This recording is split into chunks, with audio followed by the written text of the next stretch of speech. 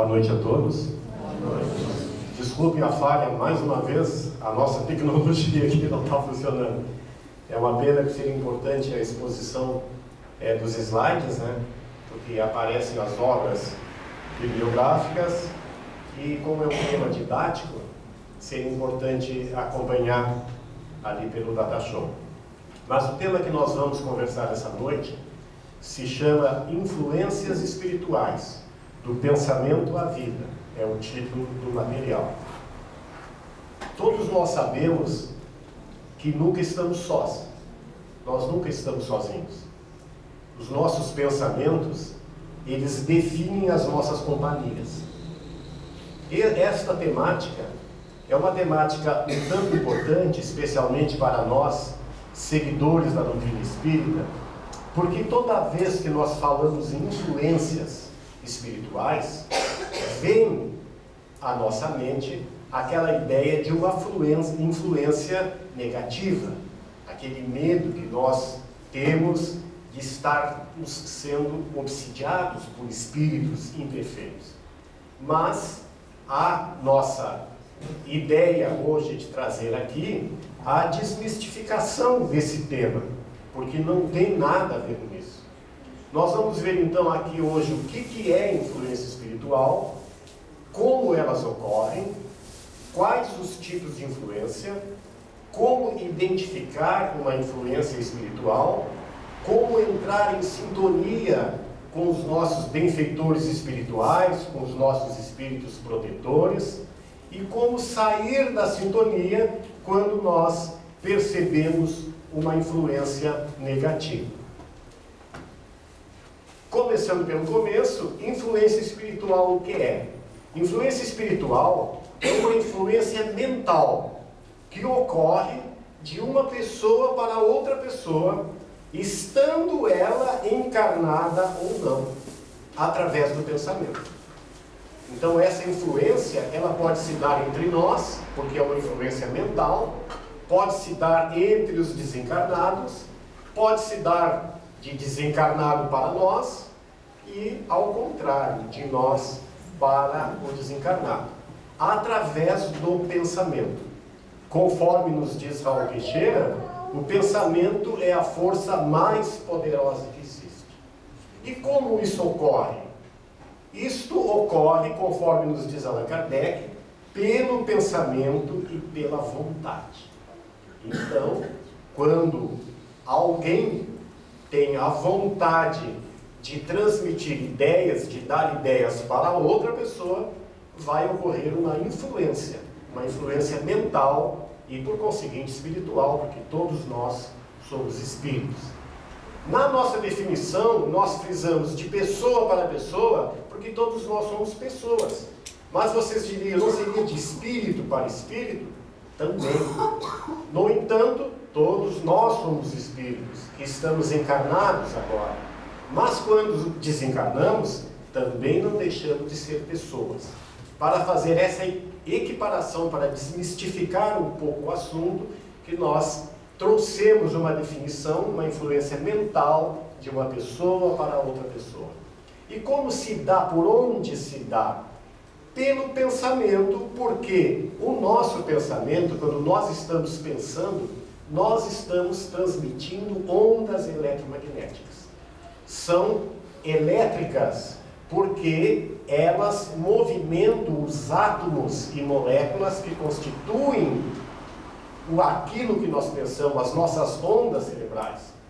Como o átomo possui o elétron, esta onda, então, ela é elétrica. E é magnética porque, similarmente, ela se atrai.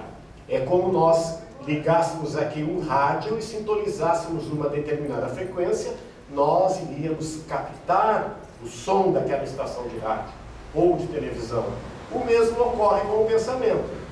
Já não aconteceu, e acredito que com todos nós, às vezes não acontece, especialmente em família, quando alguém vai dizer alguma coisa, a outra pessoa diz a mesma coisa, é que houve uma sintonia, numa mesma frequência de vibração, de movimento daquela onda mental de uma pessoa para outra pessoa. E essas ideias, essas influências, elas acontecem por intermédio dessa frequência. Dessa frequência, ela é que vai fazer com que a gente se sintonize entre nós encarnados e com relação aos desencarnados também. A maioria de nós nos aproximamos mentalmente uns dos outros, e a própria espiritualidade se aproxima de nós mentalmente por simpatia. A simpatia é que define. Quem tem a oportunidade de participar de reuniões mediúnicas, onde nós recebemos mensageiros do alto para nos trazer mensagens de amor, de paz, de solidariedade, mensagens de moral e de ética, ou também espíritos que estão em dificuldade e vêm até nós para buscar amparo, apoio, eles procuram aquele médium, naquele grupo mediúnico, que eles têm mais simpatia, que se afinem mental e psicologicamente com ele. Por isto, e desta forma, é que nós nos acompanhamos uns dos outros, seja na vida material ou na espiritual. É tão importante essa influência que Emmanuel, na obra O Consolador, ele diz assim: o homem permanece envolto em longo oceano de pensamentos, nutrindo-se de substância mental em grande proporção. E ele continua: toda criatura absorve sem perceber a influência alheia nos recursos imponderáveis que lhe equilibram a existência. E ele continua: a mente, em qualquer plano, emite e recebe, dá e recolhe, renovando-se constantemente. Estamos assimilando correntes mentais de maneira permanente. De modo imperceptível, ingerimos pensamentos a cada instante, projetando em torno de nossa individualidade as forças que acalentamos em nós mesmos. Então, pelo que diz o próprio Emmanuel, nós vivemos num oceano de pensamentos. São pensamentos oriundos de seres encarnados aqui na Terra, nossos pares, nossos similares, aqueles que pensam como nós, seja da espiritualidade, que constantemente vem tentando nos auxiliar, tentando nos amparar, tentando nos transmitir bons pensamentos, bons fluidos, e assim nos auxiliando na nossa vida cotidiana aqui na Terra. Em especial o nosso anjo da guarda, o nosso espírito protetor, que está ali quase que diariamente buscando nos orientar, nos mostrar o melhor caminho. No entanto, às vezes, infelizmente, grande parte das vezes, nós não estamos sintonizados com essas correntes fluídicas do bem. É importante, como disse Jesus, orai e vigiai, porque orando nós estaremos nos sintonizando de uma forma mais salutar com a espiritualidade amiga. É preciso compreender a importância do bom pensamento, do pensamento edificante, porque pensando bem, pensando o bem, pensando coisas boas, nós estaremos fazendo com que as nossas ondas mentais vibrem de uma forma mais rápida, e aí atingindo escalas espirituais mais evoluídas. Essa influência espiritual, como a gente já comentou, ela ocorre de um encarnado para outro encarnado. Não há muitas vezes situações em que nós vamos pedir um conselho para um amigo, e esse amigo nos dá um conselho, nos dá uma ideia, muitas vezes está vibrando por nós, orando por nós, na certeza que escolheremos a melhor estrada, a estrada mais curta, a estrada mais benéfica, mas cabe a nós, pelo livre-arbítrio, pela liberdade, escolher seguir aquela orientação ou não. É uma influência espiritual, é uma influência mental. Ocorre também de desencarnado para desencarnado. Na espiritualidade, as pessoas continuam umas influenciando as outras, umas orientando as outras. Infelizmente, às vezes também desorientando, prejudicando. Ocorre também de encarnado para desencarnado. E esta é uma situação muito atípica, em especial quando partem para a eternidade aquelas pessoas que nós amamos. quando morre um pai, uma mãe, um irmão, um amigo. E por muitas vezes, por falta de informação, nós ficamos aqui na terra em desespero, a lamentar. É bem verdade que a saudade que existe no nosso coração amoroso faz com que a gente, às vezes, se desespere por aquela partida de alguém que nós tanto queríamos, tanto amávamos. Mas agora, conhecedores que somos da doutrina dos Espíritos, sabemos que precisamos não nos desesperar. Precisamos orar, amparar, lembrar daquela pessoa com alegria, relembrar os bons momentos de afeto, de felicidade que passamos juntos. É a melhor coisa que podemos fazer por aquela criatura que parte. Porque muitas vezes nesse desespero, nesse choro, até convulsivo, nós ficamos atraindo aquela pessoa para o ambiente terreno. E às vezes ela nem consegue se despertar para a realidade e fica ali no ambiente, na sua casa aqui da terra, no seu lar, vivendo, convivendo, se alimentando, como se estivesse encarnada junto a nós. Isso lhe é prejudicial. Porque essa criatura deixa de seguir a sua vida, deixa de seguir o seu progresso, a sua jornada, ficando ali, se alimentando daquelas nossas irradiações perturbadoras. Porque quando alguém parte, especialmente aqueles que costumam realizar o velório, o ideal que o Espiritismo nos orienta é que organizemos em um local com uma música suave, que distribuímos para as pessoas alguns panfletos com mensagens edificantes, porque a maioria das vezes, quando nós vamos a um velório, as pessoas se reúnem para falar da vida alheia, se reúnem para falar de futebol, para endeusar aquela pessoa que partiu agora, e nós todos, quando a gente parte para a eternidade, viramos deuses, santos.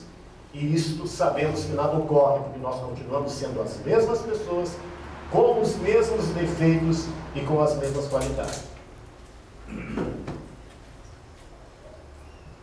Portanto, é imprescindível que compreendemos que o momento da partida para a eternidade daquela pessoa que amamos, ela necessita do nosso apoio.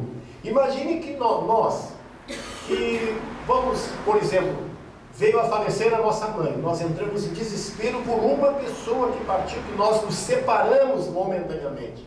E ela que parte e deixa às vezes aqui uma infinidade de amizades, de amores, com certeza o seu coração parte mais dolorido, embora nos encontremos do outro lado com os nossos amigos de jornada, que foram antes de nós, que estarão lá para nos receber, mas a gente também, de repente, deixamos uma infinidade de amizades aqui na Terra.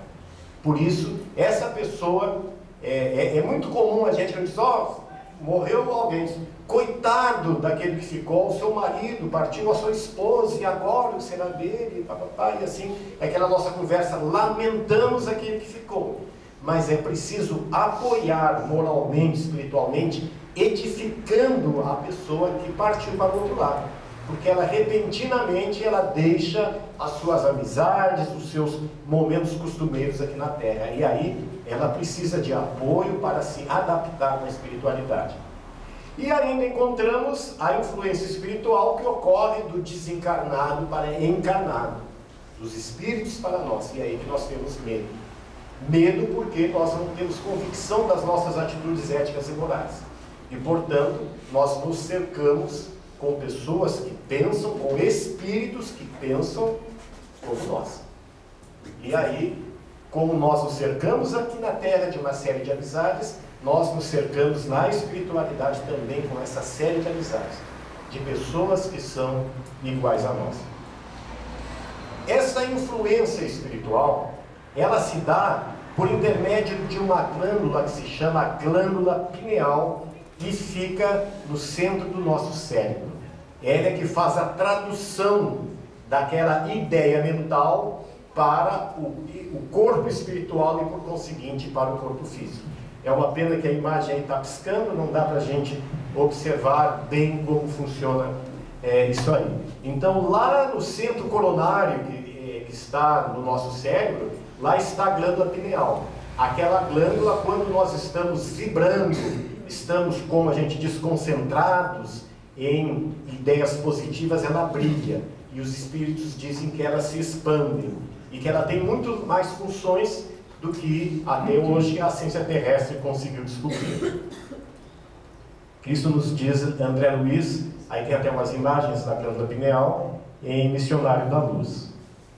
Kardec, na questão 456 do Livro dos Espíritos, ele pergunta ao Espírito Verdade se os espíritos podem ver o que nós fizemos. E eles respondem: podem ver, pois constantemente vos rodeio. No entanto, eles só veem aquilo que lhes interessa. Então, olha a importância do nível de criaturas que nós podemos nos cercar. E elas só vão observar aquilo que lhes diz respeito. Ele, na seguinte questão, pergunta se os espíritos podem conhecer os nossos mais secretos pensamentos. E eles respondem: muitas vezes chegam a conhecer o que desejarias ocultar de vós mesmos. Nem atos, nem pensamentos lhes podem dissimular.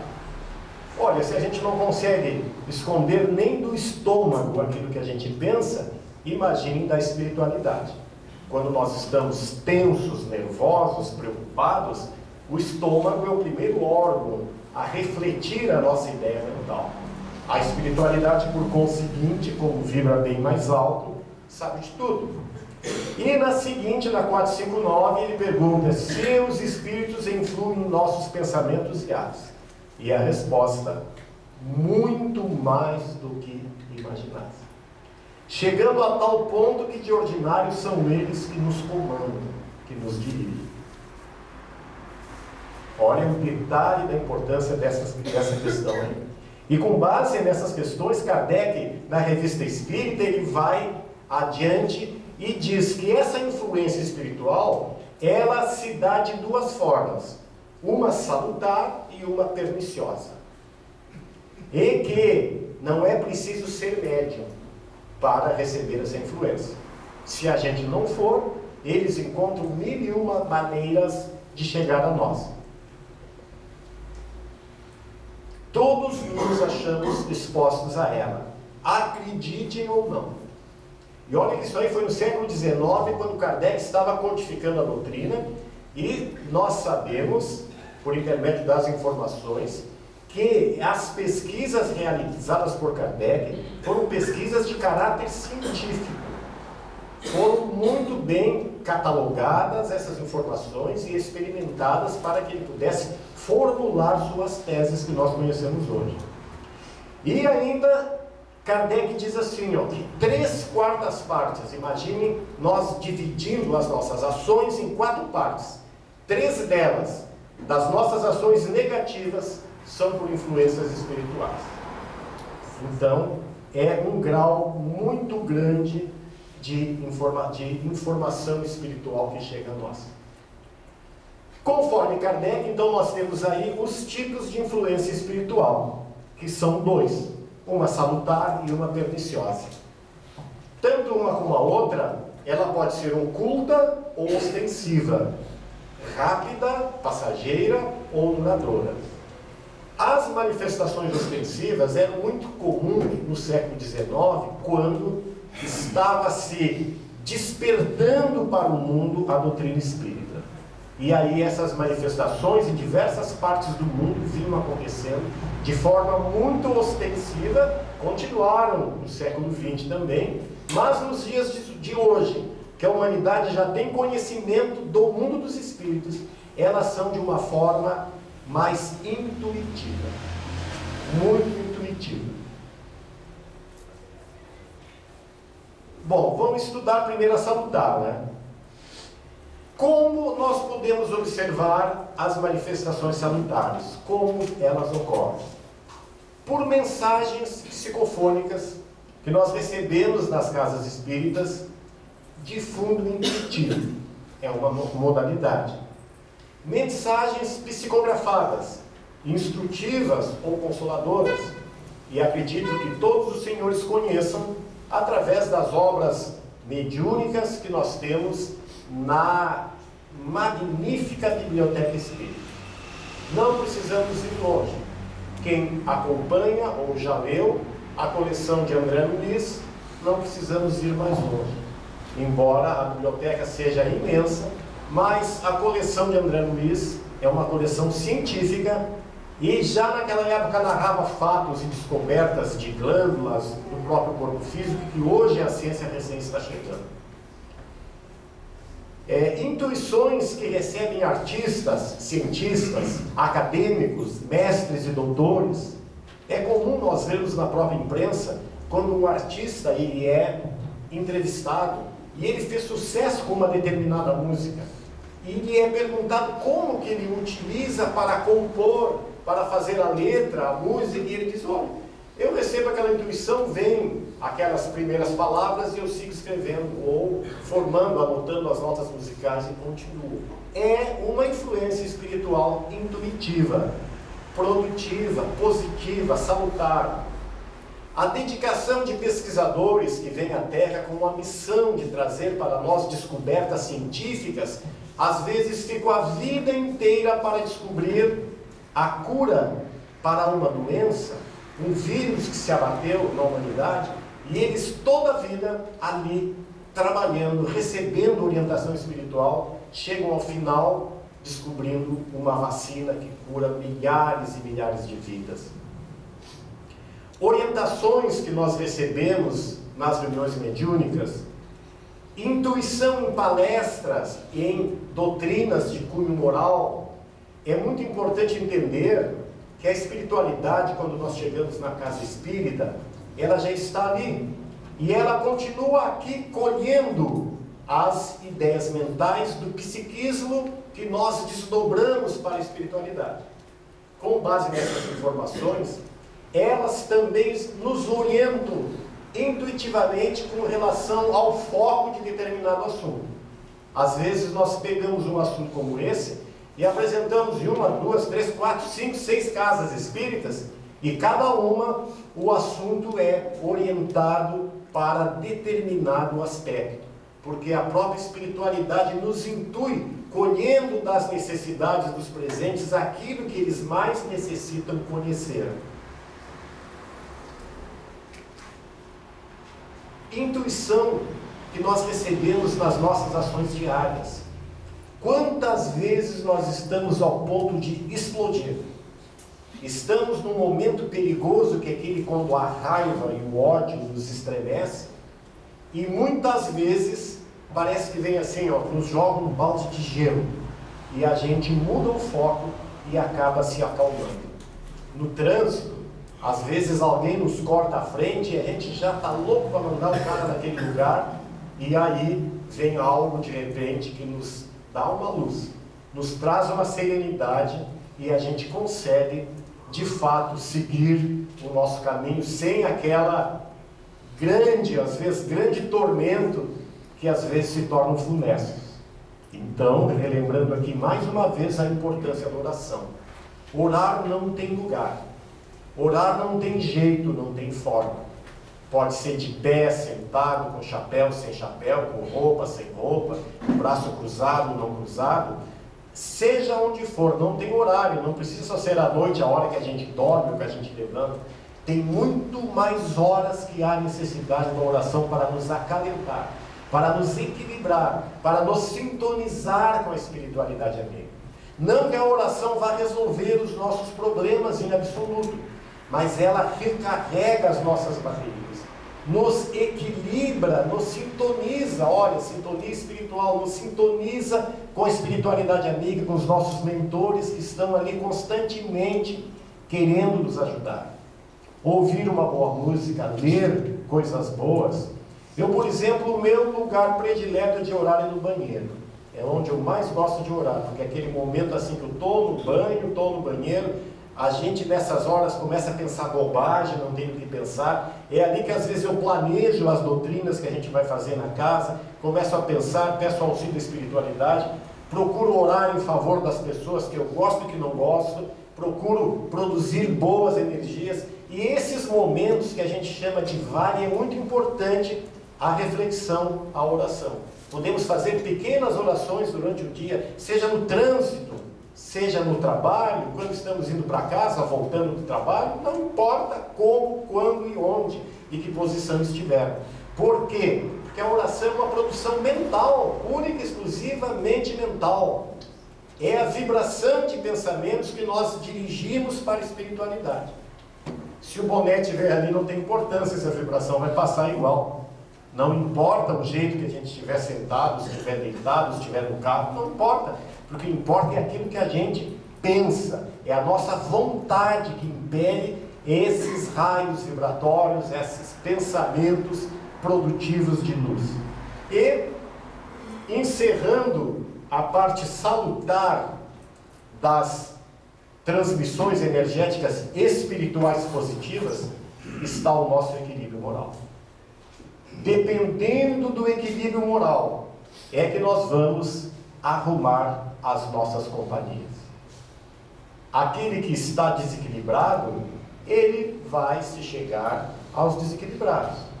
Mas aquele que tem a convicção do eticamente correto, estar procurando na vida fazer o melhor, vai se acercar de espíritos de uma grandeza moral maior.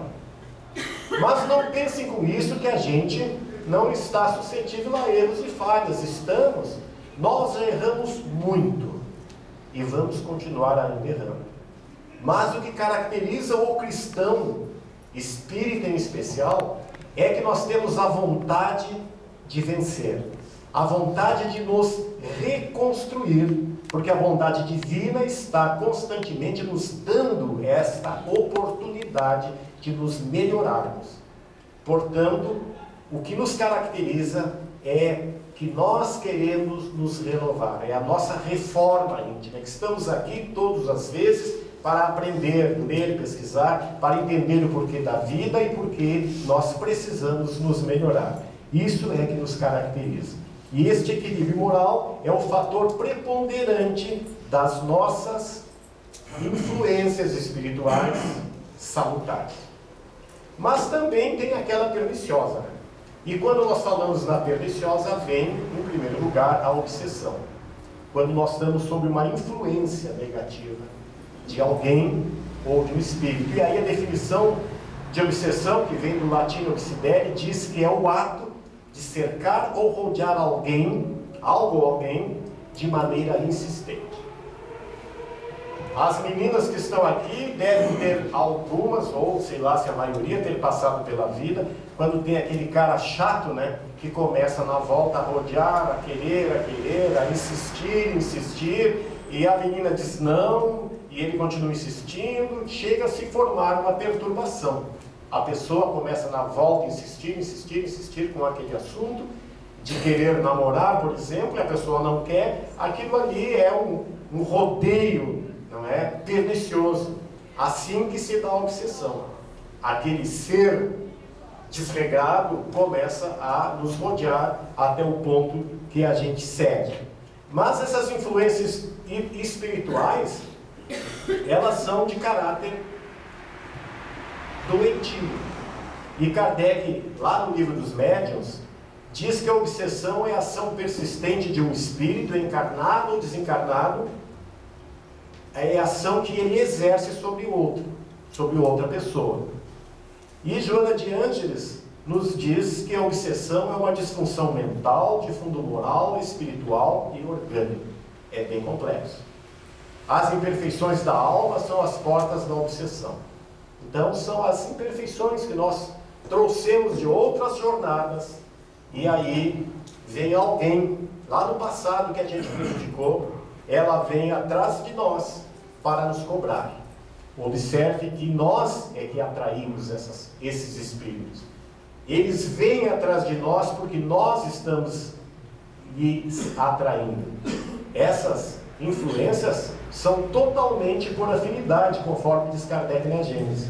São exclusivamente porque somos criaturas afins. E normalmente elas exprimem vingança. É quando houve uma relação no passado em que uma das partes não soube perdoar, a outra vem cobrar. explicando mais uma vez aqui que o perdão é algo importantíssimo para o nosso progresso espiritual.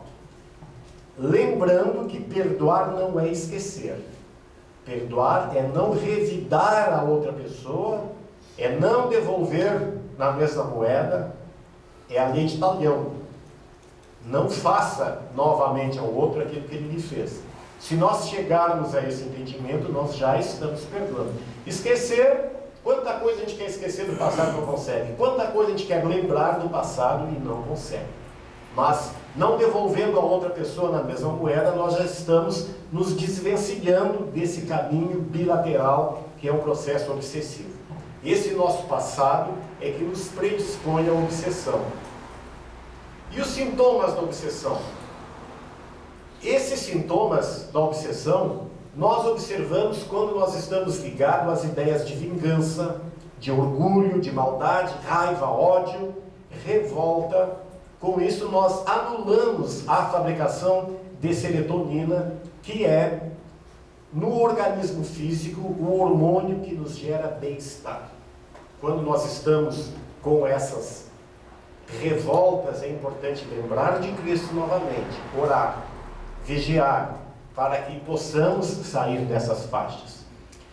Os principais sintomas são pensamentos negativos, são falta de prazer pela vida, pelos relacionamentos, choro compulsivo, aquela pessoa que está com a sensibilidade à flor da pele, que não pode se falar nada, compulsões, por exemplo, por comida, especialmente por droga, por bebida. Quando a pessoa cai na embriaguez ou na droga, é um sinal fulminante do processo obsessivo se instalando.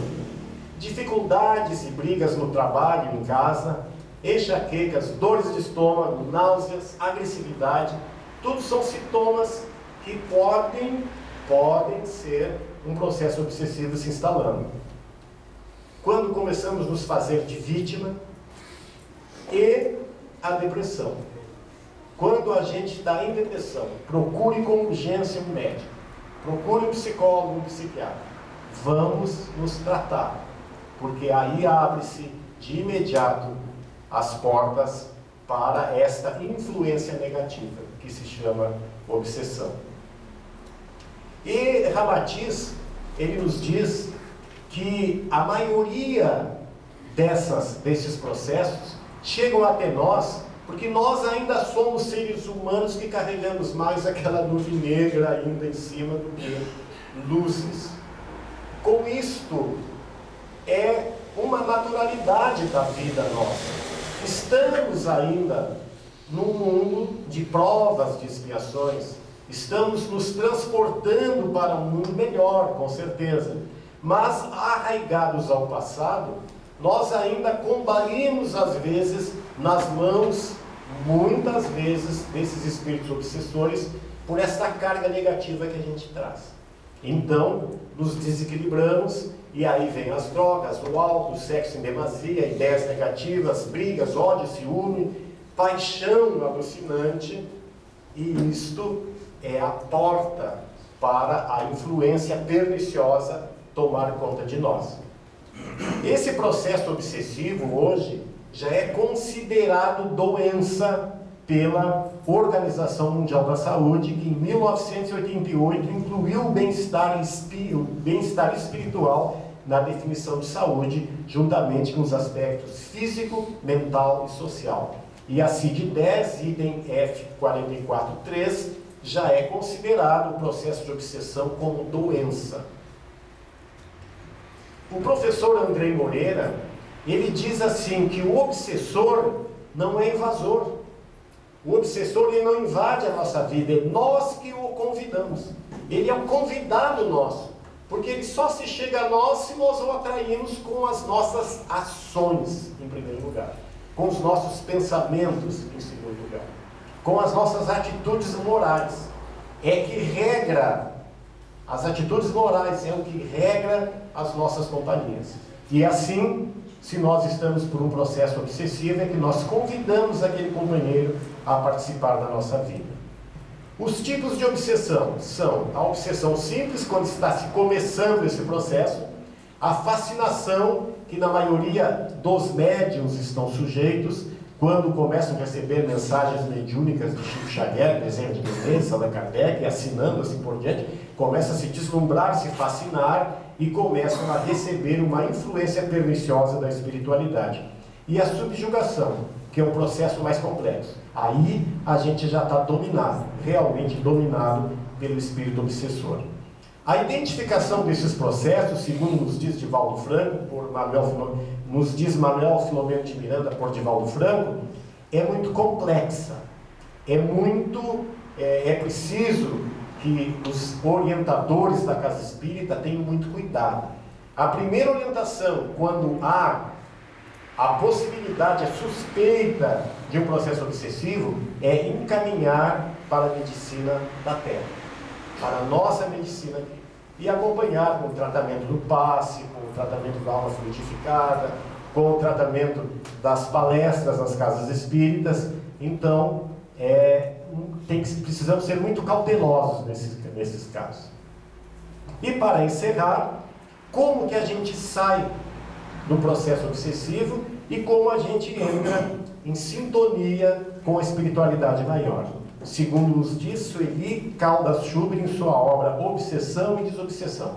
Primeiro lugar, o objetivo da doutrina espírita: entendermos que nós precisamos nos modificar, a mudança interior. Segundo, a mudança de comportamento. É entender que nós precisamos nos reformar, que precisamos nos melhorar a cada dia. E podemos fazer um balanço diariamente, lá com a nossa consciência à noite, examinando o que a gente fez de bom no dia de hoje, para que no dia seguinte a gente possa ser melhor.